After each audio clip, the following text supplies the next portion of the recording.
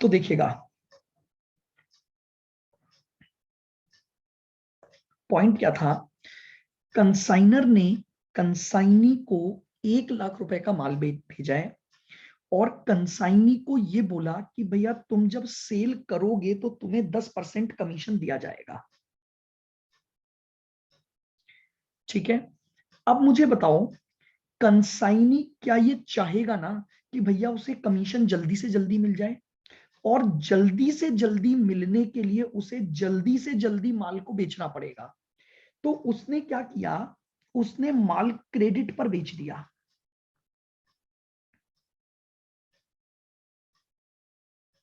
उसने क्या करा, इन लोगों को क्रेडिट पर माल बेच दिया,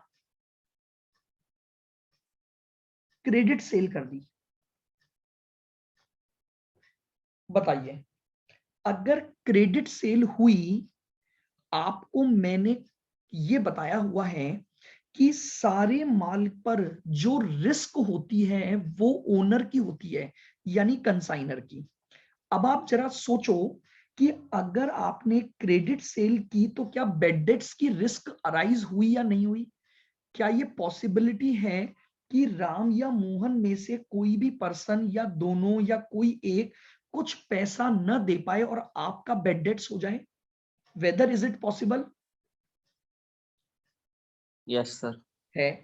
अब मुझे बताओ, मान लो राम ने पैसे नहीं दिए तो नुकसान किसका हुआ, कंसाइनी का कि कंसाइनर का? गुड्स का ओनर कौन है? कंसाइनर। कंसाइनर। कंसाइनर। से रिलेटेड सारे फायदे नुकसान किसके होते हैं, ओनर के। कंसाइनर। भाई सीधी सी बात है, गुड्स के सारे फायदे नुकसान बताओ, माल बेचोगे पैसा आ गया तो प्रॉफिट भी तो कंसाइनर का ही है। तो अगर कल को कोई बेड डेट्स हो गया तो उसकी रिस्क भी कंसाइनर की है। तो अब देखो मैंने क्या लिखा, ये कमीशन दिया जाता है ताकि कंसाइनर बेड डेट्स के लॉसेस से अपने आप को प्रोटेक्ट कर सके। यानी अब मेरी बात को ध्यान से सुनना, कंसाइनर ने कंसाइनी को क्या बोला, बोले देख, अगर कल को, सुनना ध्यान से, मैं तुझे 5% डेल क्रेडर कमीशन दूंगा, मैं तुझे 5% डेल क्रेडर कमीशन भी दूंगा। किस वैल्यू पर दूंगा अभी मैं लेटर ऑन बात करता हूं, पहले मेरी बात को सुनना। एग्रीमेंट क्या हुआ, कंसाइनर बोल रहा है मैं तुझे 10% तो ऑर्डिनरी कमीशन दूंगा और 5% मैं तुझे डेल क्रेडर कमीशन दूंगा।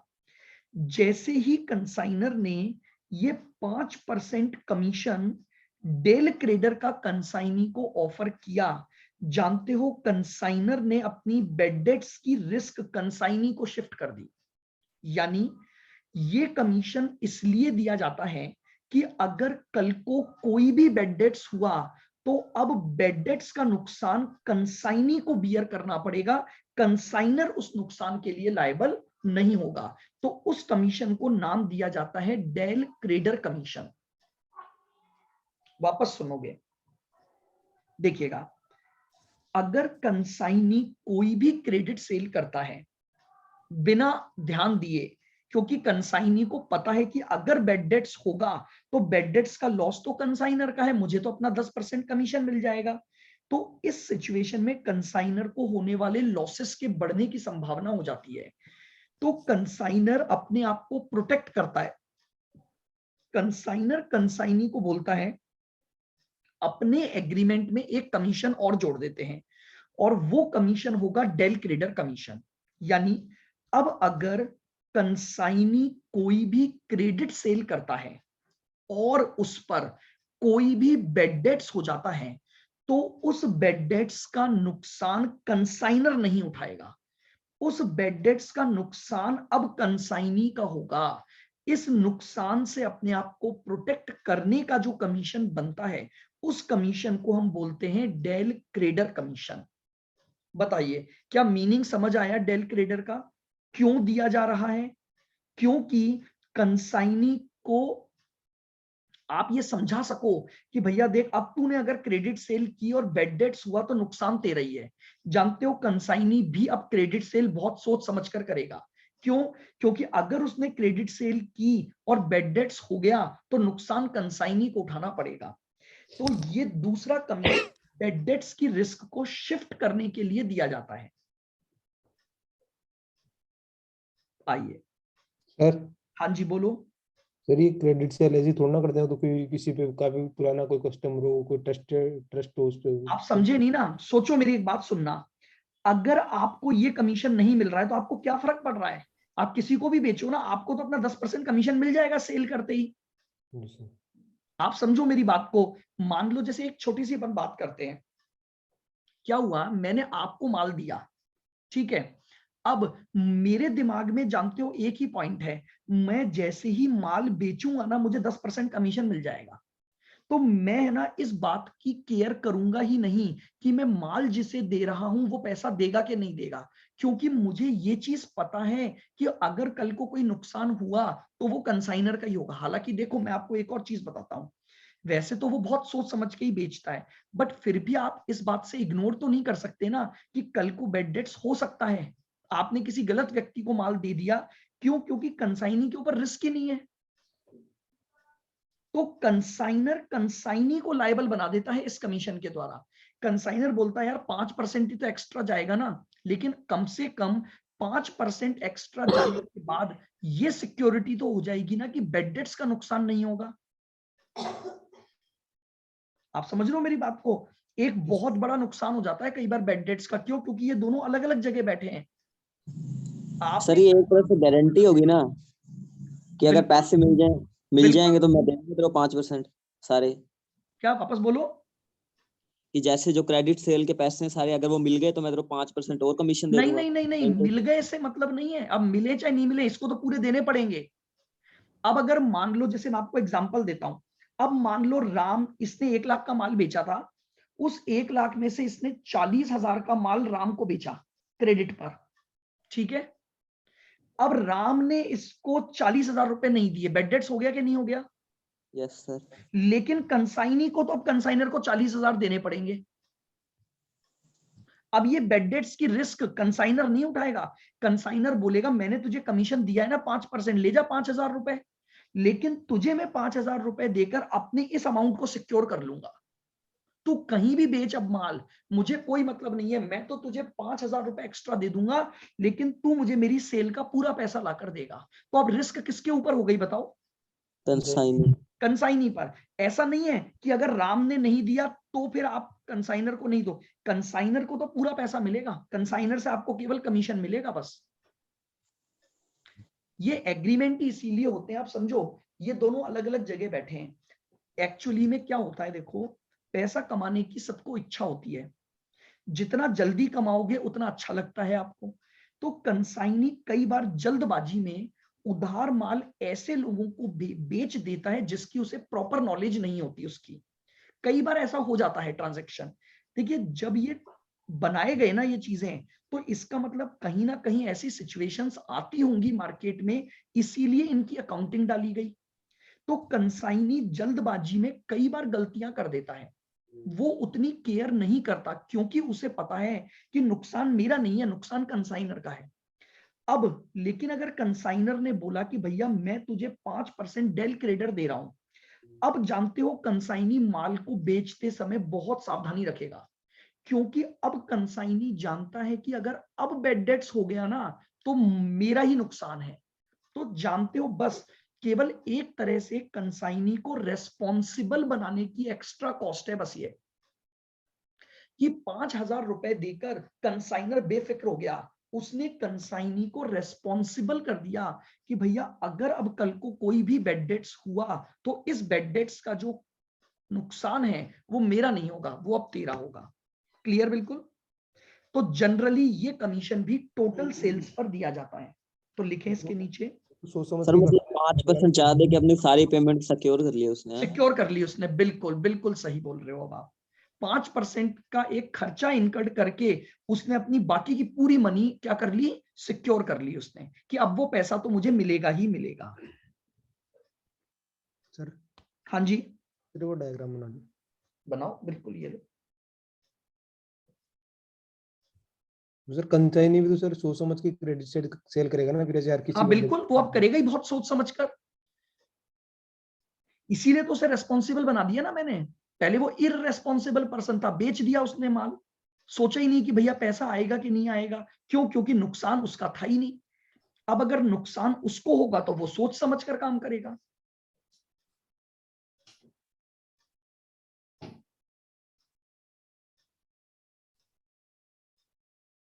This commission will be calculated on total sales unless otherwise given.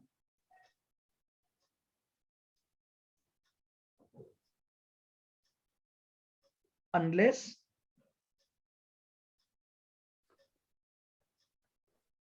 otherwise given. Unless otherwise given का मतलब हो गया, अगर क्वेश्चन बोलता है कि इतनी वैल्यू पर ही कमीशन देना है या केवल क्रेडिट सेल पर देना है तो बात अलग हो गई। अदरवाइज अगर क्वेश्चन में केवल ये लिखा हुआ है कि आपको 5% डेल क्रेडर कमीशन देना है तो del credere commission total sales पर निकाला जाता है। जनरली ये कमीशन भी किस पर दिया जाता है? टोटल सेल्स पर दिया जाता है। बताइए, दोनों कमीशन समझ आ गए? ऑर्डिनरी कमीशन ग्रॉस सेल्स पर एक फिक्स्ड परसेंटेज के आधार पर होगा, और दूसरा आपका हुआ डेल क्रेडर कमीशन जो कंसाइनी को रेस्पॉन्सिबल बनाएगा कि भैया बेड डेट्स की रिस्क अब तू बियर करेगा।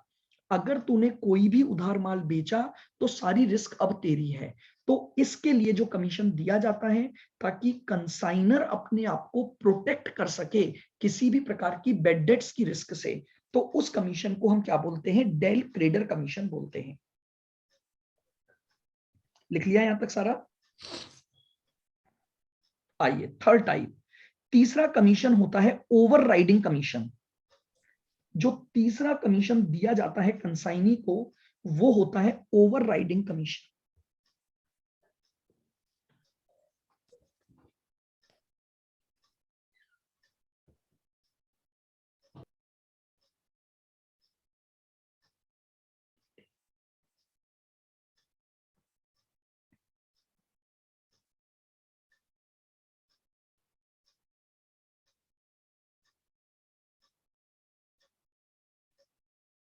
ओवर राइडिंग कमीशन देखिएगा, पहले मैं लिखता हूं फिर इसको मैं आपको एग्जांपल से समझाऊंगा। लिखें, it is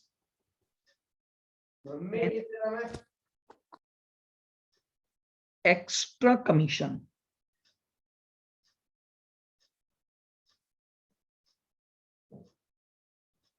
it is an extra commission allowed by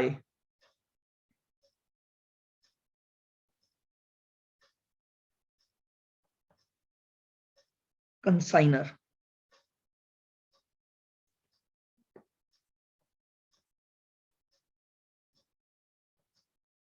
to consignee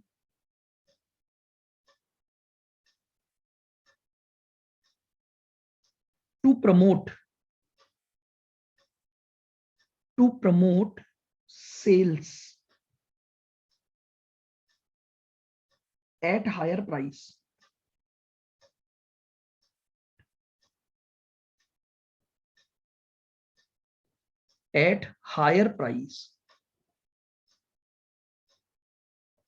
than specified price.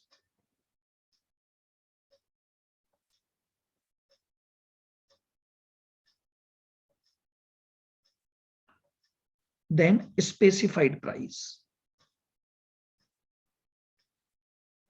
देखिएगा अब ये कमीशन क्या होता है।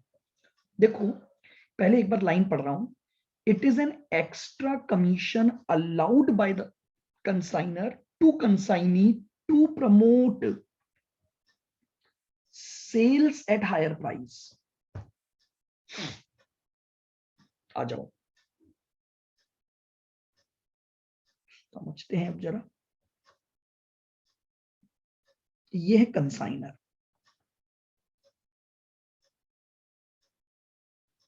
और ये है कंसाइन।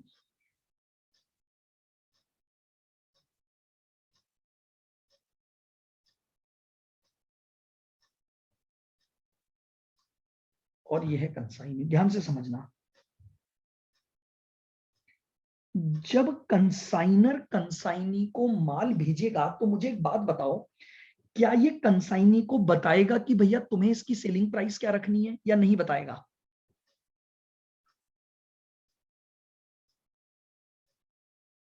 बताएगा सर। भाई सिंपल सी बात है ना, आप खुद सोच के देखो, ये तो एजेंट है ना, आपको एजेंट को ये तो बताना पड़ेगा ना कि भैया तुझे ये माल इतने में बेचना है।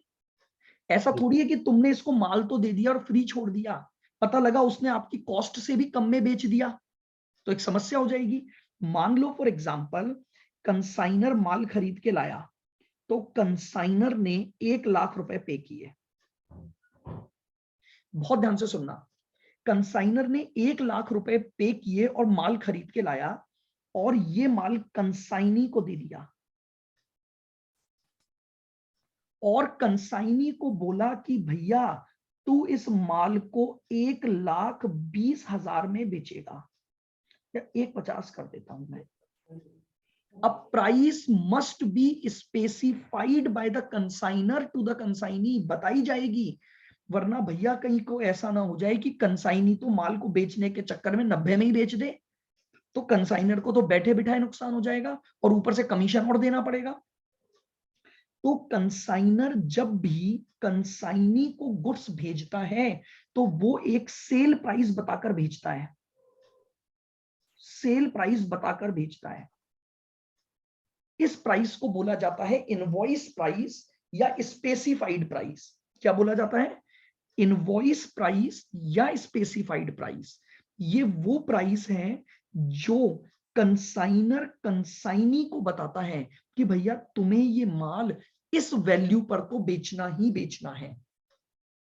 उस प्राइस को हम बोलते हैं स्पेसिफाइड प्राइस या इनवॉइस प्राइस। बोलो यहां तक की बात समझ आई?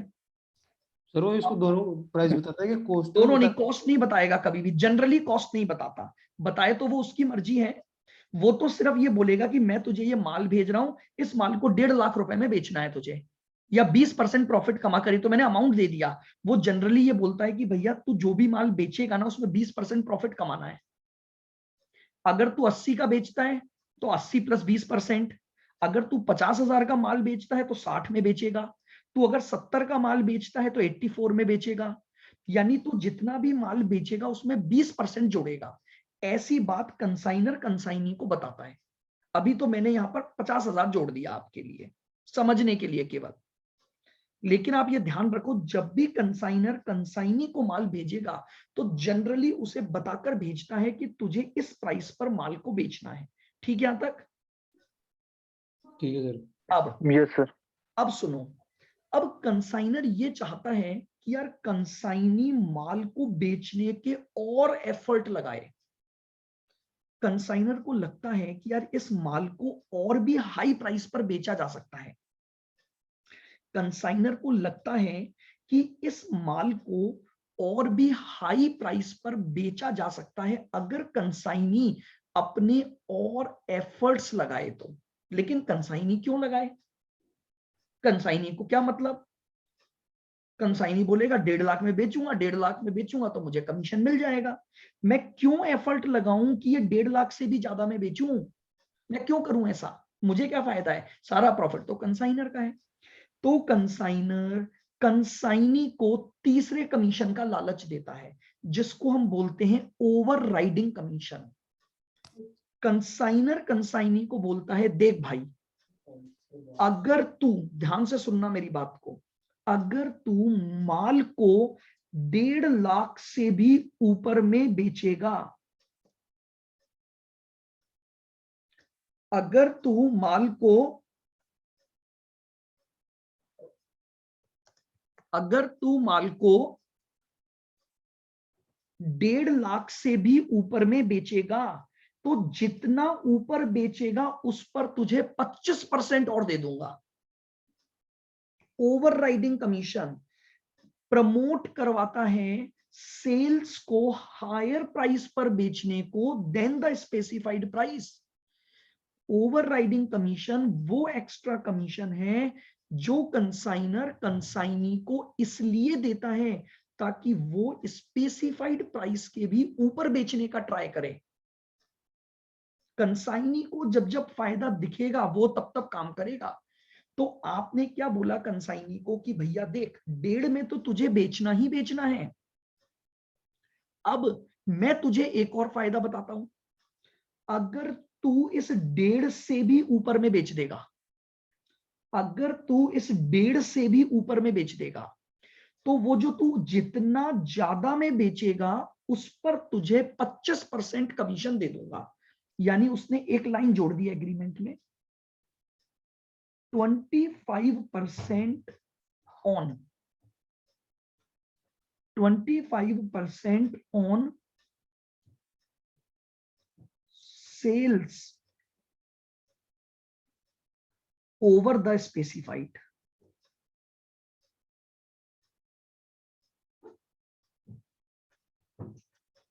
Over the specified. तो कंसाइनर ने बोला स्पेसिफाइड के ऊपर जाकर जब तू बेचेगा, अगर क्या करेगा, समझ रहे हो बात को, अगर तू स्पेसिफाइड के ऊपर जाकर बेचेगा तो जितने ऊपर में बेचेगा उस पर 25% तुझे दे दूंगा। ध्यान रखना केवल एक्सेस अमाउंट पर यह कमीशन दिया जाता है। अब मान लो कंसाइनी ने ये माल 1,75,000 में बेच दिया,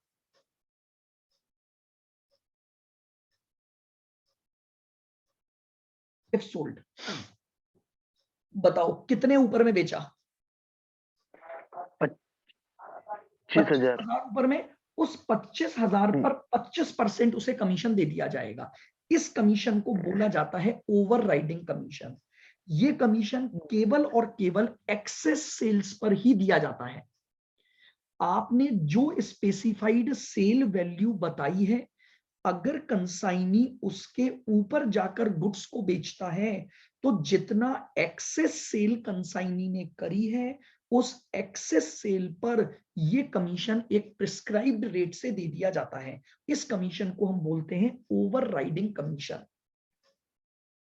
ये इसीलिए दिया जाता है ताकि कंसाइनी अपने पूरे एफर्ट लगाए कि भैया मैं अगर ज्यादा एफर्ट लगाऊंगा तो ज्यादा मैं माल बेचूंगा तो मुझे उस एक्सेस पर भी एक हाई रेट से कमीशन मिलेगा। नॉर्मल तो मिलेगा ही मिलेगा, मुझे एक एडिशनल कमीशन और मिल जाएगा for the sale value over the specified sale price. और उस कमीशन को हम बोलते हैं,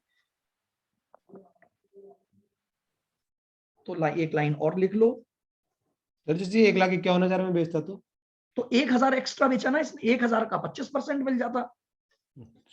1,50 के ऊपर जितने में भी बेचेगा उसको 25% मिल जाएगा। उस डिफरेंस का 25% इसे मिलेगा।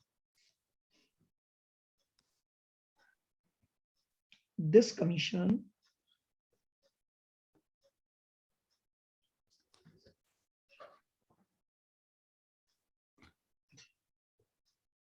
will be calculated on excess sales over invoice price।